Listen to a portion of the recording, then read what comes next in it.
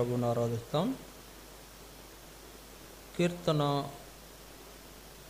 కీర్తన గ్రంథం 20వ అధ్యాయం 7వ వచనం. కీర్తనలు 20వ అధ్యాయం 7వ వచనాన్ని జ్ఞాపకం చేసుకుంటాం.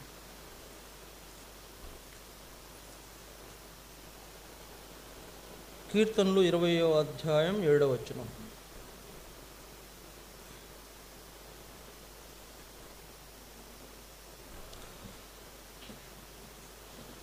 కొందరు రథములను బట్టి కొందరు గుర్రములను బట్టి అతిశయపడుదురు.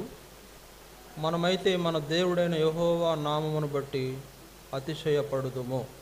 అలా చదువుతాం. కొందరు రథములను బట్టి కొందరు గుర్రములను బట్టి అతిశయపడుదురు. మనమైతే మన దేవుడైన యెహోవా నామమును బట్టి అతిశయపడుదుము.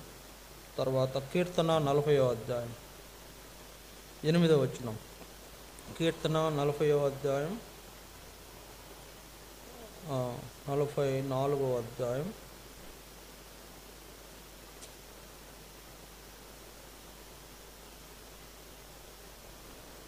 దయచేసి చూడండి.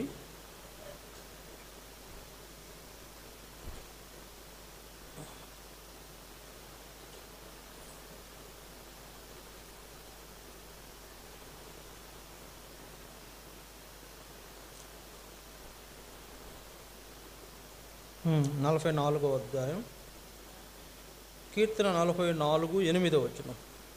దినమెల్లా మేము దేవుని యందు అతిశయపడుచున్నాము. నీ నామమును బట్టి మేము నిత్యము కృతజ్ఞతాస్తుతులు చెల్లించుచున్నాము. దినమెల్లా మేము దేవుని యందు అతిశయపడుచున్నాము.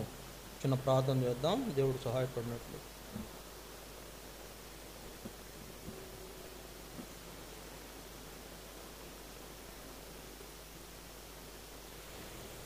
ప్రేంగల పరలోక తండ్రి, పరిశుద్ధుడు అయిన దేవ, మీ స్తోత్రాలు.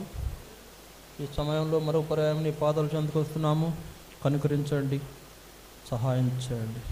ఆరాధనలో మాకు సహాయపడము, ఎట్లా ఆరాధించాలో నేర్పించండి. మిమ్మల్ని ఆరాధించుటకు మమ్మల్ని మీ సన్నిధికి తీసుకొచ్చారు. ఆరాధన ఎలా చేయాలో నేర్పించి మీరే మహిమ ఆరోపించుకుంటామని ప్రార్థన చేస్తున్నాం. మీ ప్రజలతో మాట్లాడము, నేను ఆరాధించినట్లు సిద్ధపరచము. ప్రభా, ప్రతి ఒక్కరికి వినగల చెవి, గ్రహించుకునే మనసు దయచేయండి. చదవబడిన లేఖన భాగంలో వారు గ్రహించడానికి సహాయం చేయండి. అలాగే మీరు వెల్లడి చేస్తున్న అనేకమైన మాటల ద్వారా మిమ్మల్ని ఆరాధించినట్లు ప్రతి ఒక్కరిని సిద్ధపరచమని, మీ దాసునిగా నన్ను కూడా మీరు మరుగుపరిచి నేను ఒకటి బోరగా నన్ను వాడుకోండి. మీరు ఇస్తే తప్ప, మీరు అనుగ్రహిస్తే తప్ప నేనేమీ చెప్పలేను ప్రభువా. కనుక మీరే నా నోట మీ మాటలుంచి మీ వాక్య ప్రకారం నన్ను నడిపించమని కోర్చు సహాయం చేయమని యేసుక్రీస్తు వారి శ్రేష్టమైన నామమున మిమ్మల్ని స్తుతిస్తూ ప్రార్థించి వేడుకొనుచున్నాము తండ్రి. ఆమేన్.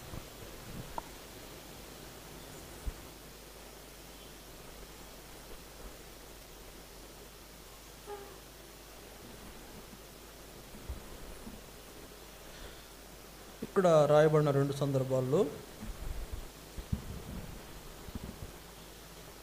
మరి ఒక ప్రాముఖ్యమైన సంగతి ఏంటంటే, మనము అతిశయపడవలసినది మన దేవునిని బట్టే అతిశయపడాలని వాక్యంలో రాయబడింది. కనుక 7వ వచనం, 20వ అధ్యాయం కీర్తన 7వ వచనంలో, కొందరు రథములను బట్టి కొందరు గుర్రములను బట్టి అతిశయపడుదురు. మనమైతే మన దేవుడైన యెహోవా నామమును బట్టి అతిశయపడుదుము. ఇక్కడ మనము అతిశయపడవలసిన వాడు మన దేవుడే. అంటే మనం దేవుడిని బట్టి అతిశయపడతాం అంటే దేవుడిని బట్టి, యెహోవా నామమును బట్టి అతిశయపడేవారుగా మనం ఉంటాం. అంతేకాకుండా దినమెల్లా మనము దేవుని యందు అతిశయపడే వారంగా మనం ఉండాలి. అప్పుడే ఆయనకు నిత్యము కృతజ్ఞతాస్తుతులు చెల్లించేవారుగా మనం ఉంటాం. కనుక మనం అతిశయపడటం అంటే ఏంటో మొదట జ్ఞాపకం చేసుకున్నాం. అతిశయపడడం ఏంటి అంటే, మనకు అనుగ్రహించబడిన దేవుని యొక్క మరి ఆయన సహాయమును బట్టి మనకు కలిగిన ఆధిక్యతలను బట్టి మనం అతిశయపడతాం. ఏ ఆధిక్యతలు కలుగు చేశాడు అనే దాన్ని బట్టి అతిశయపడతాం. ఏం ఆధిక్యతలు కలుగు చేశాడు? రక్షణ అనే ఆధిక్యతను కలుగు చేశాడు.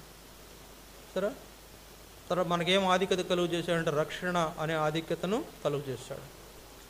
తర్వాత దేవుని ప్రజలుగా చేయబడి దేవుని మందిరంలో దేవుణ్ణి ఆరాధించే ఆధిక్యతను కలుగు చేశాడు. మూడవదిగా దేవుని యొక్క ఏర్పాటులో మంచి జీవితం, లేకపోతే మంచి పేరు, లేకపోతే అందరూ మనల్ని చూసి ఆనందించేటట్లుగా ఇవ్వబడిన జీవితాన్ని బట్టి మనము అతిశయపడేటట్లు చేశాడు.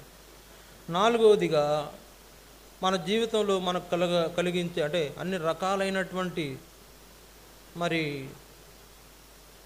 సదుపాయాలను మనకు కలుగు చేసి మనలను మంచి జీవితం జీవించేవారుగాను, భక్తిపరులుగా జీవించేవారుగాను, లేకపోతే ఆయన యొక్క మరి ఏర్పాట్లు మనకు ప్రతిదాన్ని కూడా దేవుడు ఏం చేస్తున్నాడు? దైవశక్తి అనుగ్రహించాడు, జీవమునకు కావలసిన భక్తిని అనుగ్రహించాడు, తర్వాత మనకు మంచి జీవితాన్ని అనుగ్రహించిన అందును బట్టి మనము అతిశయపడతాం. చూసారా, దేన్ని బట్టి మనం అతిశయపడాలంటే మనకున్న డబ్బును బట్టి కాదు, మనకున్న హోదాను బట్టి కాదు, మనకున్న చదువును బట్టి కాదు, మన ఆస్తిపాస్తులను బట్టి కాదు, సమాజంలో మనకు ఏదో మంచి పేరు ఉందని కాదు, కానీ దేవుడు మనకు కలుగు చేసిన వాటిని బట్టి మనము అతిశయించాలి. ఏం మనకు కలుగు చేసినాడంటే దేవుడు 4 విషయాలు మీ గమనాన్ని తీసుకొస్తాను. 4 విషయాలు. అంటే ఏ విషయాన్ని బట్టి మనము దేవుని యందు అతిశయపడవలసిన వారుకున్నాం, అందుకు ఆయన ఏం జరిగించాడు మన జీవితాల్లో అనేది ఒక 4 సంగతులు మనము జ్ఞాపకం చేసుకుంటాం. చూడండి, మొట్టమొదటిగా నిర్గమాకాండం 15వ అధ్యాయం.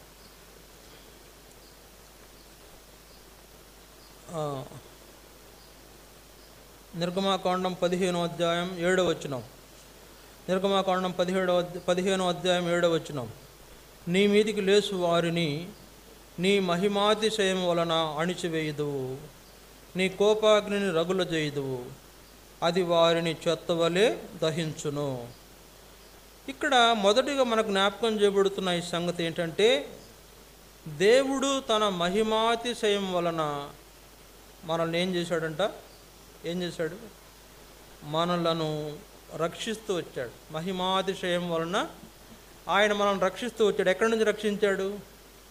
శత్రువు చేతిలో నుండి మనలను విడిపించాడు.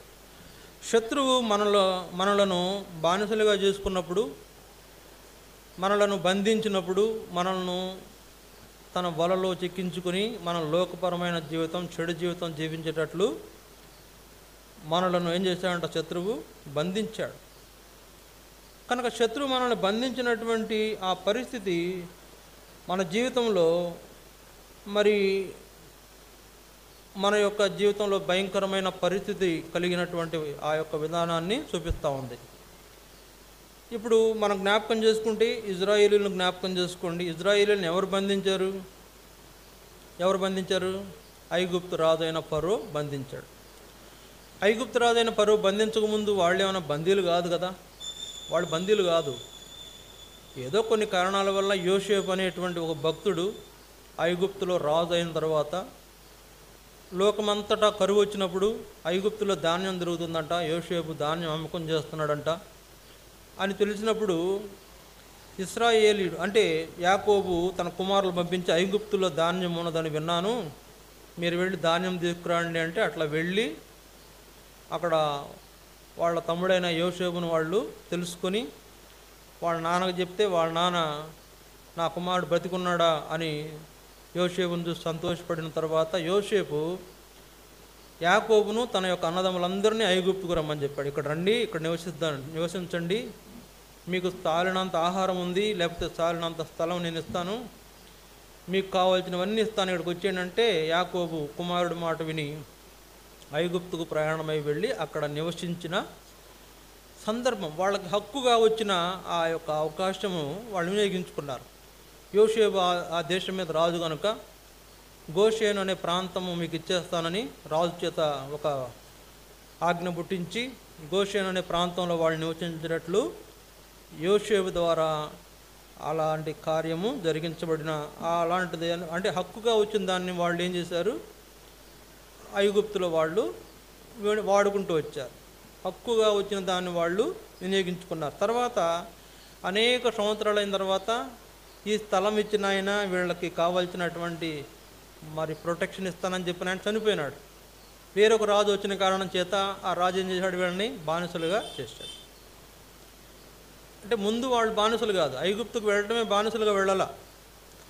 అక్కడికి వెళ్ళటం అనేది ఒక ఆహ్వానం అందుకొని వెళ్ళారు, రాజుగారు ఆహ్వానం పేరు వెళ్ళారు. తర్వాత అక్కడ వాళ్ళు కొంతకాలం నివాసము ఉన్న తర్వాత ఆ రాజు చనిపోయి వేరే రాజు వచ్చి పరిపాలన చేస్తున్నప్పుడు వీళ్ళు మొదట అక్కడికి వెళ్ళినప్పుడు 70 మందే. ఇప్పుడు వాళ్ళంతా ఎంతమంది అయిపోయారంటే కొన్ని లక్షల మంది అయిపోయారు. అయిపోవడంతో వేరే రాజు వచ్చినప్పుడు ఈ రాజుకు డౌట్ వచ్చింది, అయ్యా వీళ్ళందరూ మన మీద తిరగబడి మన దేశాన్ని వాళ్ళు స్వాధీనం చేసుకుంటారేమో అని భయం వేసి వాళ్ళని బానిసలుగా ప్రకటన చేశాడు. కనుక అట్లా బానిసలుగా అయిపోయిన ఇశ్రాయేలీలు ఎంత బానిసత్వాన్ని భరించారో, ఎంత బానిసత్వంలో మగ్గిపోయారో, వాళ్ళు ఎంత వారి జీవితాల్లో మూలుగుతూ వచ్చారంట. కష్టపెట్టినటువంటి రాజు కష్టపెట్టిన దాన్ని బట్టి మూలుగుతూ వచ్చారంట. వాళ్ళ జీవితాలు ఎంతో భారంగా గడుపుతూ వచ్చారు. అలాంటి పరిస్థితుల్లో ఉన్నటువంటి వాళ్లను దేవుడు జ్ఞాపకం చేసుకుని ఏం చేశాడు, ఐగుప్తు నుంచి వారిని విడిపించి ఆయన ఇస్తానన్న దేశానికి నడిపించే దేవుడిగా ఉన్నప్పుడు అప్పుడు మోషే ఇశ్రాయేలీలు ఆ యొక్క ఐగుప్తు నుంచి ప్రయాణమే వచ్చి ఎర్ర సముద్రం దాటిన తర్వాత ఈ కీర్తన పాడి వాళ్ళకు నేర్పించాడంట. 15వ అధ్యాయంలో ఉన్న కీర్తన. మోషే ఆ కీర్తన వాళ్ళకి నేర్పించాడు. ఏంటి ఆ కీర్తన? యెహోవాను గూర్చి గానం చేయండి.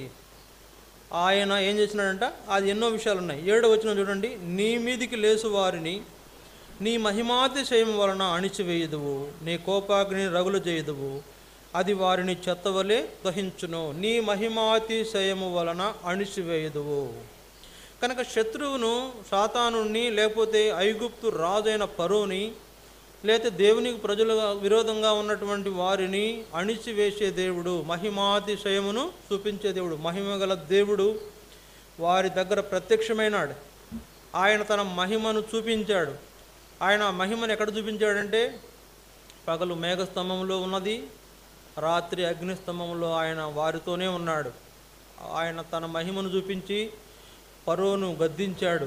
మోషేని, అహరోను ఉపయోగించుకొని ఫరోన్ని గద్దించి ఫరో మాట విన్నప్పుడు 10 రకాలైన తెగుళ్ళు వాళ్ళకు కలుగజేసి అక్కడ దేవుని మాట వినేటట్టు చేసుకొని వాళ్ళని బానిసత్వం నుంచి విడిపించిన దేవుడు. కనుక దేవుడు తన ప్రజల కొరకు ఎంతవరకైనా పోరాడతాడు అనేది ఈ విషయము జ్ఞాపకం చేస్తుంది. ఎంతవరకైనా పోరాడతాడు. మాట అంటే కఠినాత్ముడైనటువంటి వాడైనా కూడా, మాట వినని వాడైనటువంటి వాడు కూడా మాట వినేటట్టు చేసుకుంటాడు. అవసరమైతే సూచక్రియలు చేస్తాడు, అద్భుతాలు చేస్తాడు, తారుమారు చేసి పడేస్తాడు దేవుడు. మామూలు విషయంగా తన ప్రజలు విడిపించబడడం కోసం, తన ప్రజల యొక్క రక్షణ కోసం, తన ప్రజల యొక్క బానిసత్వం నుంచి విడిపించబడడం కోసం దేవుడు ఏమైనా చేస్తాడు, ఏమైనా చేయగలడు. చేయగలడు కాదు, ఏమైనా చేశాడు. అక్కడ 10 రకాల తెగుళ్ళు పంపించి ఇక వాడు నేను తట్టుకోలేను, మీరు వెళ్ళిపోండి అని వాళ్ళని విడుదల చేసే అంతవరకు దేవుడు వాళ్ళను, ఐగుప్తీయులను ఏం చేశాడు, బాధిస్తూ వచ్చాడు. మహిమాతిశయం వలన వారిని ఏం చేశాడు, అణిచివేశాడు. కనుక దేవుని మహిమాతిశయము ద్వారా మనం విమోచించబడ్డాము, మనము విడుదల చేయబడ్డాము, సాతాను చెరల నుంచి విడుదల చేయబడ్డాము, వ్యసనాల నుంచి విడుదల చేయబడ్డాము, పాపాల నుంచి విడుదల చేయబడ్డాము, అబద్ధాల నుంచి విడుదల చేయబడ్డాము, మోసాల నుంచి విడుదల చేయబడ్డాము, రకరకాలైనటువంటి మరి పరిస్థితుల నుంచి విడిపించిన దేవుడు. ఎలా విడిపించాడంట, తన మహిమాతిశయము వలన విడిపించాడు. సాతాను వాళ్ళ పక్షంగా ఫరో మీద పోట్లాడిన దేవుడు మన పక్షంగా సాతాను మీద పోట్లాడాడు. సాతాను ఓడించాడు, సాతాన్ని జయించాడు. కలువరి శిలువలో తన చివరి బొట్టు వరకు కార్చి సాతాను యొక్క పతనాను రాశాడు యేసుప్రభు. సాతాను ఘోరంగా ఓడిపోయాడు. అంతేకాదు, యేసుప్రభు చనిపోయి సమాధి చేయబడి 3వ దినాన్ని తిరిగి లేచినప్పుడు మరణించి సమాధి చేయబడి 3వ దినాన లేచుడు ద్వారా సాతానుకున్న బలాన్ని కొట్టివేశాడు. మరణపు ముళ్ళును విరిచివేశాడు యేసుప్రభు. కనుక సాతాను పైన విజయం పొందిన యేసుప్రభు ఎట్లా విజయం పొందాడు? మహిమాతిశయం వలన దేవుణ్ణి మహిమ కలువరి సిలువలో దేవుని మహిమను ఆయన బయలుపరుస్తూ వచ్చాడు. అది మానవుని యొక్క రక్షణకు కారణమవుతూ వచ్చింది. అందుకని మానవుడి యొక్క బంధకాల నుంచి విడిపించబడుతూ వచ్చాడు. పాపం నుండి శాపం నుంచి విడిపించబడి మనము దేవుని ఏర్పాట్లో జీవించే వారంగా చేయబడ్డాము. మహిమాతిశయం వలన వారిని అణిసివేసిన దేవుడు. సాతాను అణిసివేయగలడు, మనకు విరోధంగా ఏ రాజునైనా అణిసివేయగలడు. మనకు విరోధంగా ప్రవర్తించే ఎవరినైనా కూడా ఆయన గర్వంగా ప్రవర్తించే వారిని అణిసివేసే దేవుడు. కనుక అట్లాంటి గొప్ప కార్యం మన కొరకు చేసిన దేవుని యొక్క ఆ మహిమాతిశయమును మనం ఏం చేయాలా? జ్ఞాపకం చేసుకుని, ప్రభువా నీ మహిమాతిశయం వలన మాము రక్షించావు, విడిపించావు, కనుక మేము అతిశయపడవలసినది నిన్ను బట్టియే. కనుక నిన్ను బట్టి మేము అతిశయపడులాగున మమ్మల్ని రక్షించుకున్నందున నిన్ను ఆరాధిస్తాము అని ప్రభువుని మనము ఆరాధించాలి. ఇది ఒకటో సంగతి. రెండవ సంగతి చూడండి, కీర్తన 5వ అధ్యాయం. కీర్తన 5వ అధ్యాయం 7వ వచనం. కీర్తన 5వ అధ్యాయం 7వ వచనం దయచేసి చూడండి. కీర్తన 5వ అధ్యాయము 7వ వచనం. నేనైతే నీ కృపాతిశయమును బట్టి నీ మందిరంలో ప్రవేశించదను, నీ ఎడల భయభక్తులు కలిగి నీ పరిశుద్ధ ఆలయం దిక్కు చూసి నమస్కరించదను. ఇక్కడ రెండవ సందర్భం మనకు జ్ఞాపకం చేయబడుతుంది. ఆయన కృపాతిశయమును బట్టి మనము ఆయన మందిరంలోనికి తీసుకురాబడ్డాం. దేవుడేమి రక్షించిన తర్వాత మనల్ని వదిలిపెట్టాడు కదండి. ఇజ్రాయేలీని అక్కడి నుంచి విడిపించిన తర్వాత వదిలిపెట్టేశాడా? వదిలిపెట్టలేదు, నడిపించాడు. వాళ్ళని కనాను వరకు తీసుకెళ్ళాడు. కనాన్లో వాళ్ళకు ఆ కనాను వెళ్ళే మార్గం మధ్యలోనే వాళ్ళకు ఒక ప్రత్యక్ష గుడారమును ఏర్పాటు చేశాడు. నేను వారి మధ్యలో నివసించినట్లు ఒక మందిరం కట్టాలని కోరింది. అరణ్య మార్గంలోనే ప్రత్యక్ష గుడారం వారికి కట్టాలని కోరిన దేవుడు వారిని తన యొద్దకు రావటం కోసమై తన కృపాతిశయమును చూపించి ఏం చేశాడు? మందిరంలో, అంటే ప్రత్యక్ష గుడారం యొక్క అనుభవంలోకి ఇశ్రాయేలీయులను తీసుకొచ్చాడు. ఇక్కడ మన జీవితంలో చూస్తే ఆయన కృపను బట్టి, ఆయన కృపాతిశయమును బట్టి మనము మందిరంలోనికి తీసుకురాబడ్డాం. రక్షించబడటం అనేది దేవుని యొక్క కృప. సరే, ఎఫెసీ 2వ అధ్యాయంలో చూడండి, ఒక మాట రాశారు. ఎఫెసీ 2వ అధ్యాయం, రక్షించబడడం అనేది దేవుని కృప. ఎఫెసీ 2వ అధ్యాయం ఆడ మాట గమనిస్తే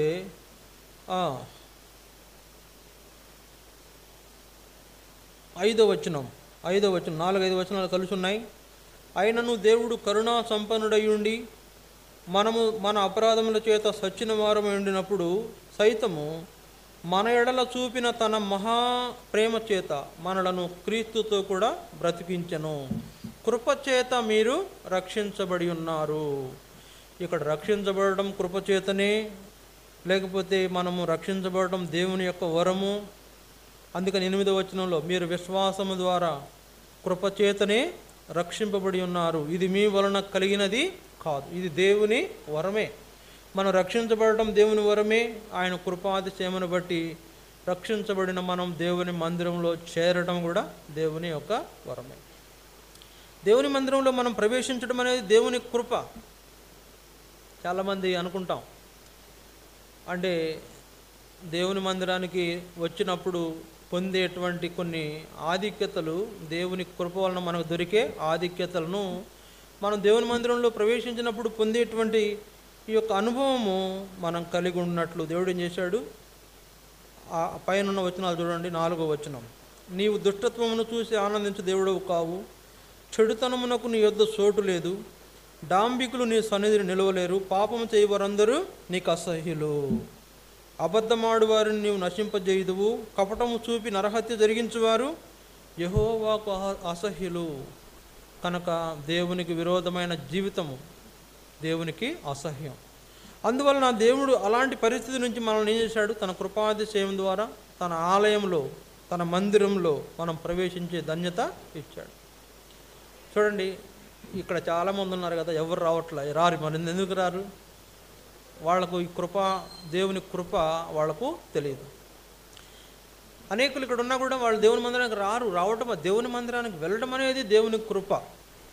కాబట్టి దేవుని మందిరానికి వెళ్ళడం అనేటువంటిది మన జీవితంలో సంభవించడం ఎలా అయిందంటే దేవుని కృపాతిశయమును బట్టి మనము ఆయన మందిరంలో ప్రవేశించి ఆయనకు నమస్కారము చేసేవారుగా మనం ఉంటాం. కనుక లోకములో సాతాను చేతిలో నుండి మనల్ని విడిపించి, లేకపోతే సాతాను యొక్క బంధకాల నుంచి మనల్ని విడిపించిన దేవుడు మనల్ని ఏం వదిలిపెట్టారు. లోకంలో ఉండమని కాదు,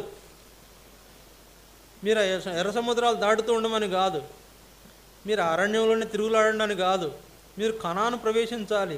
కనాను ప్రవేశించాలంటే ముందు తొలిమెట్టేది మందిరమే, దేవుని మందిరంలోనికి మనం ప్రవేశించే వారంగా మనం ఉండటమే ఆయన కృపాతిశయము ద్వారా మనకు కలిగే అతిశయం. ఆయన కృపాతిశయము మనము మందిరంలో అతిశయించేటట్లు చేసింది, మందిరంలో ప్రవేశించి అతిశయించేటట్లు చేసింది. కనుక నేనైతే చూడండి, అది నేనైతే అంటే మేమైతే అనలేదు కదా అక్కడ. నేనైతే ఎవరికి వాళ్ళే, నేను దేవుని కృపను బట్టి ఈరోజు మందిరానికి వెళ్ళాను, దేవుని కృపను బట్టి ఆయన మందిరంలో ఆయనకు నమస్కారము చేశాను. ఇట్లాంటి ధన్యత మనకు నేనైతే, అది మనకే, అందరికి కాదు అది. కనుక నేనైతే నీ కృపాతిశయమును బట్టి మందిరంలో ప్రవేశించదను అనేటువంటి ధన్యత దేవుడు మనకిచ్చి మందిరం ద్వారా ఎన్నో ప్రయోజనాలు కలుగజేస్తున్న దేవుడు. మొదట ఆయన మహిమాతిశయం వలన మనలను శత్రువు యొక్క చేతుల్లో నుండి, బానిసత్వం నుంచి మనల్ని విడిపించిన వాడుగా ఉన్నాడు. రెండవది కృపాతిశయమును బట్టి ఆయన తన ఆలయంలోనికి మనలను అందుకనే నిర్గమాకాండము 15వ అధ్యాయము 11వ వచనంలో రాయబడింది. ఏమంట, వారిని ఆయన ఏం చేశాడు, వారిని రక్షించి వారిని తన పరిశుద్ధ ఆలయములకు తోడుకొని పోయెను అని ఉంటుంది. అక్కడ తోడుకొని వెళ్ళాడంట. చూడండి అక్కడ నిర్గమాకాండం 15వ అధ్యాయం, ఆ మాట చూస్తే బాగుంటుంది. నిర్గమాకాండం 15వ అధ్యాయం 13వ వచనం, నీవు విమోచించిన ఈ ప్రజలను నీ కృపచేత తోడుకొని పోతివి, నీ బలం చేత వారిని నీ పరిశుద్ధాలయమునకు నడిపించుతివి. కనుక నీవు విమోచించిన ఈ ప్రజలను నీ కృపచేత నీ పరిశుద్ధాలయమునకు నడిపించుతివి. నీవు ఆలయానికి రావడం అనేది దేవుని కృప. దేవుని కృపను యందు ఉన్నది కనుకనే ఆలయానికి వచ్చావు. ఒకడు దేవుని కృపను యందు లేకుంటే నువ్వు ఆలయానికి వచ్చిండే వ్యక్తివి కాదు. చూడండి ఎంత అంటే, ఇక ఆలయానికి రావడం అంటే కొంచెం అవకాశం దొరికితే చాలు ఇక ఆగిపోతాం. అది దేవుని కృప పొందినటువంటి వాళ్ళ లక్షణం కాదు. అవకాశం దొరకగానే మందిరం అయిపోవడం అంటే కొంచెం టైం అయిపోయింది, లేదా ఇంట్లో పనులు అవ్వలేదు, లేదా ఏదో జలుబు తుమ్ములు వచ్చినాయి, జ్వరం వచ్చింది, అయిపోతాం మందిరం. అది దేవుని కృప పొందేటువంటి వాళ్ళ లక్షణము కాదు. దేవుని కృప పొందేటువంటి వాళ్ళు ఏంటంటే, వాళ్ళు ఆ కృప పొందిన వాళ్ళు దేవుడు వాళ్ళని నడిపిస్తాడు మందిరానికి, మందిరంలో ప్రవేశించేవారు ఉంటాం, ఆయనకు ఆరాధన చేసేవారుగా ఉంటాం. ఇది కృపాతిశయం వలన కలిగే ఆధిక్యత.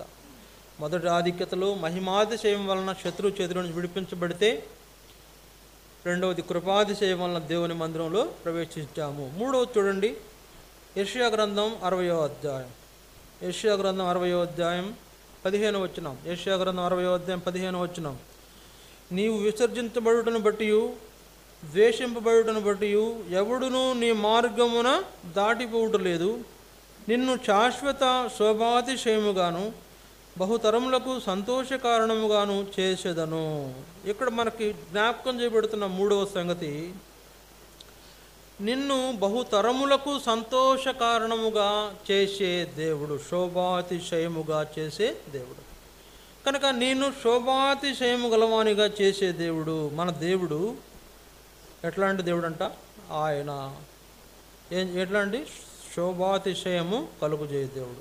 అందుకనే 9వ వచనం 60వ అధ్యాయం యెషయా గ్రంథం 9వ వచనం, నీ దేవుడైన యెహోవా నామమును బట్టి ఆయన నిన్ను శృంగారించినందున, ఇశ్రాయేలు పరిశుద్ధ దేవుని నామమును బట్టి దూరము నుండి నీ కుమారులను తమ వెండి బంగారములను తీసుకొని వచ్చుటకు ద్వీపములు నా కొరకు కనిపెట్టుకొనుచున్నవి, తర్షీషు వాడలు మొదట వచ్చుచున్నవి. ఇక్కడ జ్ఞాపకం, ఆయన నిన్ను శృంగారించినందున, లేకపోతే ఆయనను అలంకరించినందున, శోభాతిశయమును కలుగుజేయు దేవుడు మన దేవుడు.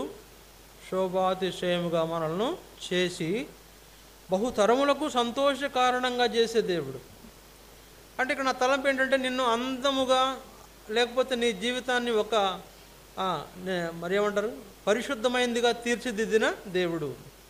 నీ జీవితాన్ని అనేక తరాలకు సంతోషకారణంగా చేసే దేవుడు. ఎవరిని బట్టి సంతోషిస్తాం చెప్పండి? మనం ఎవరిని బట్టి సంతోషిస్తాం? మంచిగా జీవించే వాళ్ళ కొరకు సంతోషిస్తాం, భక్తిగా జీవించే వాళ్ళని బట్టి సంతోషిస్తాం, దేవుని ఏర్పాటు నడుచుకునే వాళ్ళని బట్టి సంతోషిస్తాం.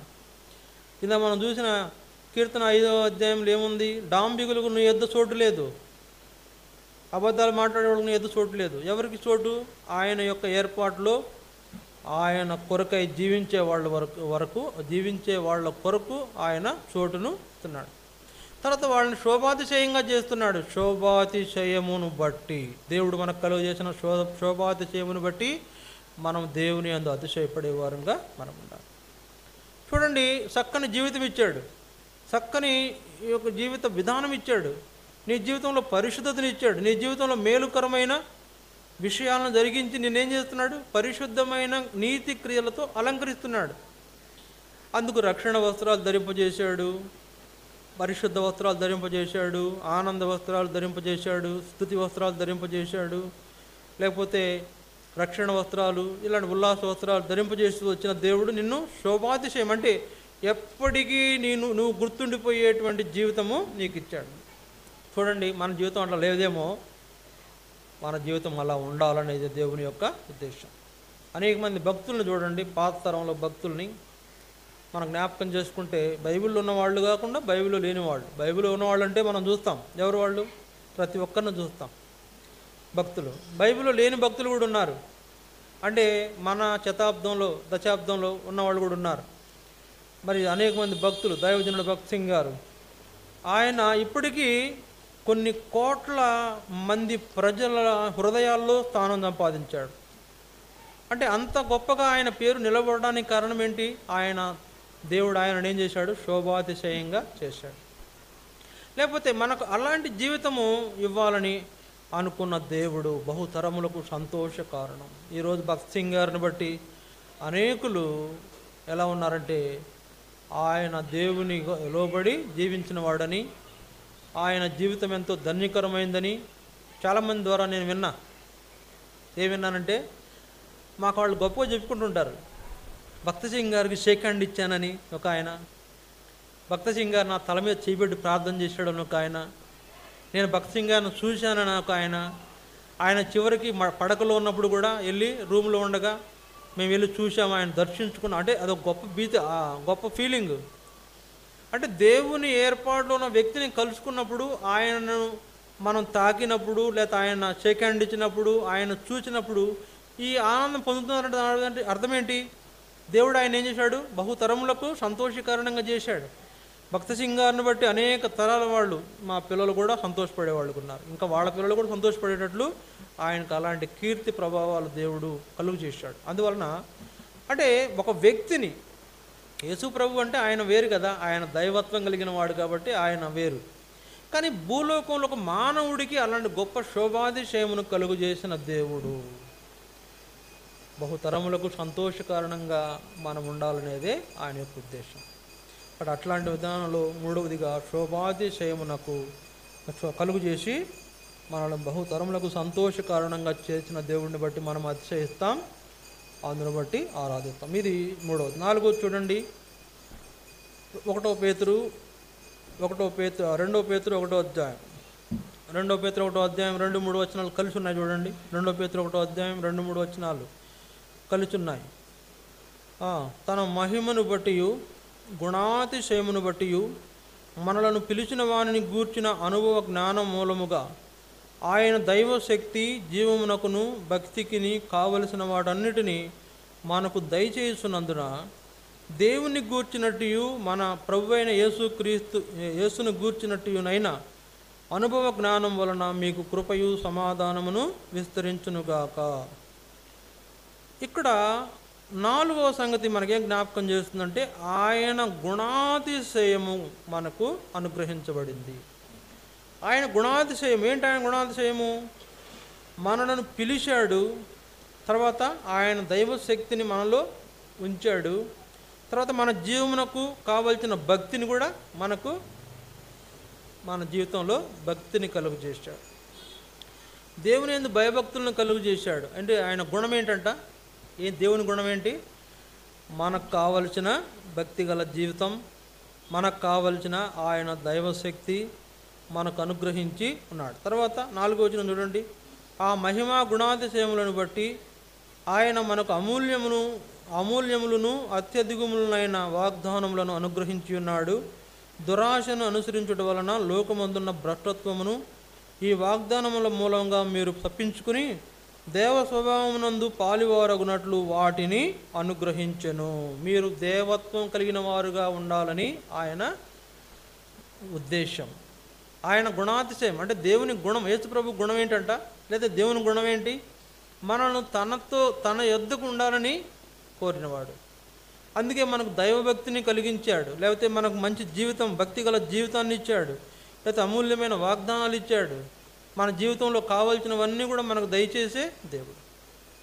అంటే మంచి జీవితం అంటే, భక్తి గల జీవితం అంటే సింపుల్గా ఒక మాట చెప్పాడు. భక్తి గల జీవితం అంటే ఏంటి? భక్తి గల జీవితం గల వాళ్ళకి నాకు తెలిసి ఏ కొదువ ఉండదు. భక్తి గల జీవితం గల వాళ్ళకి ఏ కొదువ ఉండదు, వాళ్ళకి ఏ లోటు ఉండదు. ఏమున్నా కూడా వాళ్ళని భక్తిని బట్టి దేవుడు ఏం చేస్తాడు? వాళ్ళని జ్ఞాపకం చేసుకుని వాళ్ళకి సహాయం చేసే దేవుడు.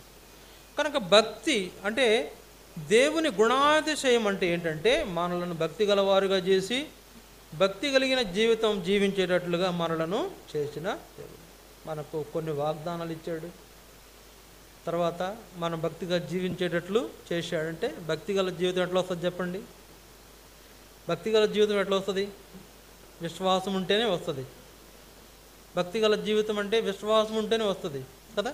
భక్తిగల జీవితం అంటే ప్రార్థన ఉంటేనే వస్తుంది. భక్తిగల జీవితం అంటే మందిరానికి వెళ్తేనే వస్తుంది. భక్తిగల జీవితం అంటే వాక్యం చదివితేనే వస్తుంది. భక్తిగల జీవితం అంటే మన నోట ఏ కపటం లేకుండా ఉంటేనే వస్తుంది. భక్తిగల జీవితం అంటే ఏ చెడు అలవాటు లేకుండా ఉంటేనే వస్తుంది. చెడు అలవాటు ఉన్నవాళ్ళు భక్తిగల జీవితం గలవాళ్ళు కాదు కదా. ఆయనలో ఏ పాపం లేదు. ఎవరిని గురించి అన్నారు? యేసుప్రభు. ఆయనలో ఏ పాపం లేదు. ఇంకొక ఆయన గురించి అన్నారు, యోబుని గురించి దేవుడు అన్నాడు, అతడు యథార్థపరుడు, అతడు భక్తిపరుడు. చూడండి, యోబు గురించి రాయబడిన మాటలు చూద్దాం. మనుషుడు కాబట్టి యోబు గ్రంథం 1వ అధ్యాయం 1వ వచనం. ఊజు దేశమునందు యోబు అని ఒక మనుషుడు ఉండెను. అతడు యథార్థవర్తనుడును న్యాయవంతుడునై దేవుని యందు భయభక్తులు కలిగి చెడుతనం విసర్జించిన వాడు. దేవుని యందు భయభక్తులు కలిగి చెడుతనం విసర్జించిన వాడు, చెడుతనం లేనివాడు. అతని దగ్గర చెడుతనానికి అవకాశం లేదు. చెడ్డ మాటలు పలకడు. చెడు అంటే చెడు అనడు, కనడు, వినడు. సరే, చెడు అనడు, చెడు కనడు, చెడు వినడు. చెడు లేనటువంటి వాళ్ళే కదా భక్తిపరులు. తనకి ఇట్లాంటి భక్తిపరులుగా మనం జీవించే జీవితం మనకిచ్చిన దేవుడు. కొన్ని పర్యాయాలు మానవ స్వభావం ఏం చేస్తుందంటే, మానవ రీతికి ఏం చేస్తామంటే చాలా తప్పులు మాట్లాడుతుంటాం, పొరపాట్లు మాట్లాడుతుంటాం, కాని పనులు చేసేస్తుంటాం. అయితే దేవుడిచ్చిన జీవితం గల వాళ్ళు ఆ తప్పులు కూడా చేయరు, ఆ పొరపాటు మాట్లాడరు, కాని పనులు చేయరు, చెడు అలవాట్లు చేసేవారు ఉండరు. వాళ్ళు దైవభక్తి కలిగిన వారు ఉంటారు. భక్తి కలిగిన జీవితం జీవిస్తూ దేవుని వాగ్దానాల ప్రకారం దేవుని గుణాతిశయములను బట్టి అతిశయపడేవారుగా ఉంటారు. మా దేవుడు మమ్మను మర్చిపోలేదు, మా దేవుడు మమ్మను విడిచిపెట్టలేదు, మా దేవుడు మాకు సహాయం చేస్తాడు. అంటే ఇట్లాంటి గొప్పదైన ఆయన గుణాతిశయములను మనం అతిశయపడేటట్లుగా చేసిన దేవుడు. కనుక కీర్తన 20వ అధ్యాయం 7వ వచనంలో ఏం చూసాం మనము? కీర్తన 20వ అధ్యాయం 7వ వచనం. అక్కడ రాయబడిన మాటల్లో మనము కొందరు రథములను బట్టి కొందరు గుర్రములను బట్టి అతిశయపడుదురు, మనమైతే మన దేవుడైన యెహోవా నామమును బట్టి అతిశయపడుదుము. మన దేవుడైన యెహోవా నామమును బట్టి అతిశయపడు. మా దేవుడు పరమందున్నాడు. ఆయన ఈ లోకం సంబంధించిన వాడుగా, ఈ లోకపరమైన వాడు కాదు, ఆయన పరమందున్నవాడు, ఆయన సింహాసనాసీనుడు. దేవుని అతిశయం అంటే ఏంటంటే ఆయన గొప్పతనమే. మహిమాతిశయము, కృపాతిశయము, శోభాతిశయము, గుణాతిశయము, ఇంకెన్నో అతిశయాలనే లేండి. ఇవన్నీ కూడా దేవుని గొప్పతనాన్ని చాటించే విషయాలు. దేవుడు తన మహిమ వలన అతిశయించాడంటే, అతిశయించి శత్రువును ఓడించాడు. దేవుడు తన కృపాతిశయం వల్ల మన మందిరానికి తీసుకొచ్చాడు. దేవుడు మనకు తన శోభాతిశయమును మనకు అనుగ్రహించాడు. దేవుడు తన గుణాతిశయముల ద్వారా మనకు గుణం కలిగిన జీవితాన్ని ఇచ్చాడు. అందువలన మనం ఆయనను బట్టియే అతిశయించే వారంగా ఉండాలి, ఆయన్ని ఆరాధించే వారంగా ఉండాలి, ఆయన మందిరం చెందిన వారంగా ఉండాలి. ఆయన మందిరంలో ఆయన ఆరాధించుట మన జీవితంలో ఒక భాగంగా ఉండాలి. అలాంటి వారికి మనం ఉండాలనేది దేవుని యొక్క ఉద్దేశం. అందుకే ఆయన మహిమాతిశయం వలన, కృపాతిశయం వలన మనం అతిశయించేటట్లు చేసి మనకి ఇచ్చిన ఈ జీవితాన్ని బట్టి మనం ఏం చేస్తాం? దేవుణ్ణి ఆరాధిస్తాం. దయచేసి వాక్యాన్ని పట్టుకుంటాం, ఒకరి తర్వాత ఒకరు ప్రభువుని ఆరాధిస్తాం. ఆరాధించండి.